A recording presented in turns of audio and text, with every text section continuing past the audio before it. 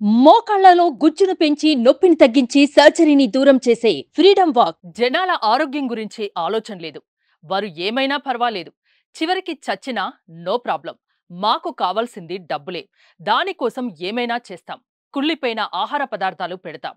బూజు పట్టిన chicken, mutton వడ్డిస్తాం. ఆవులు, ఎద్దుల కొవ్వుతో నూనె తయారు చేసి విక్రయిస్తాం.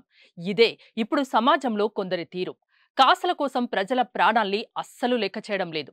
అన్నీ కల్తీయే. చిన్న పిల్లలు తాగే పాల నుంచి నీటి వరకు ప్రతి దాంట్లోనూ డూప్లికేట్.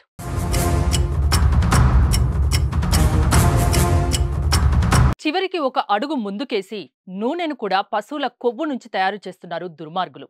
ఆ మాట వింటేనే మనకు ఒంట్లో వణుకు పుడుతుంది. కానీ అది ఇప్పటికే మన ఒంట్లోకి వెళ్ళిపోయిందేమో. ఎందుకంటే ఇలా తయారు చేసిన నూనె ఏపీ, తెలంగాణ, కర్ణాటక ప్రాంతాల్లో విచ్చలవిడిగా విక్రయించారు. ఎవరు ఏ నూనెలో కలిపారో, ఎవరి వంటగదిలో ఈ పశువులతో చేసిన నూనె ఉందో తలుచుకుంటేనే గుండె గుబేల్మంటోంది.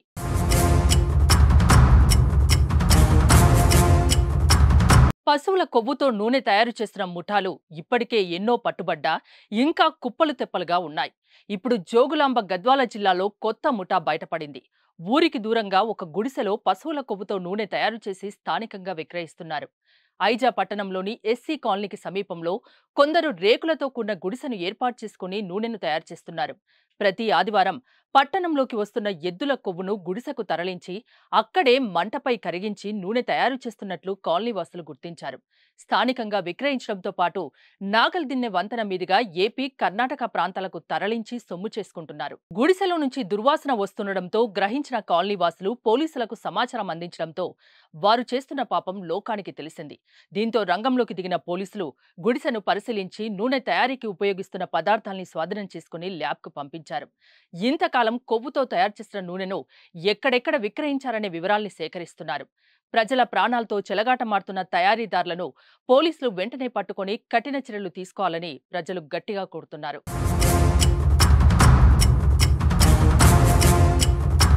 మనం ఎంత సంపాదించినా ఆరోగ్యం ఉంటేనే జీవితం. అలాంటి ఆరోగ్యాన్ని ఇలాంటి కల్తీ రాయుళ్లు పాడు చేస్తున్నారు. ఇటీవల తెలంగాణలో ఫుడ్ సేఫ్టీ అధికారులు చేపట్టిన తనిఖీల్లో బయటపడ్డ దారుణాలు చూశారు. వారి అరాచకాలు ఏ రేంజ్లో బయటపడ్డాయో విన్నాం. ప్రతి రెస్టారెంట్లోనూ కుళ్ళిపోయిన, బూజుపట్టిన ఆహార పదార్థాలే. వాటిని మనకు వడ్డించి ఆరోగ్యంతో చెలగాటమాడుతున్నారు. వారికి తోడు ఈ కల్తీ రాయుళ్లు. ఇంకా ఏది తినాలన్నా, తాగాలన్నా భయపడే పరిస్థితి నెలకొంది. అందుకే ప్రస్తుత పరిస్థితుల్లో ఏదైనా కొని తినే ముందు 1కి 2 సార్లు ఆలోచించాలి. లేకపోతే అనారోగ్యంతో బెడ్డెక్కాల్సిందే. So be careful.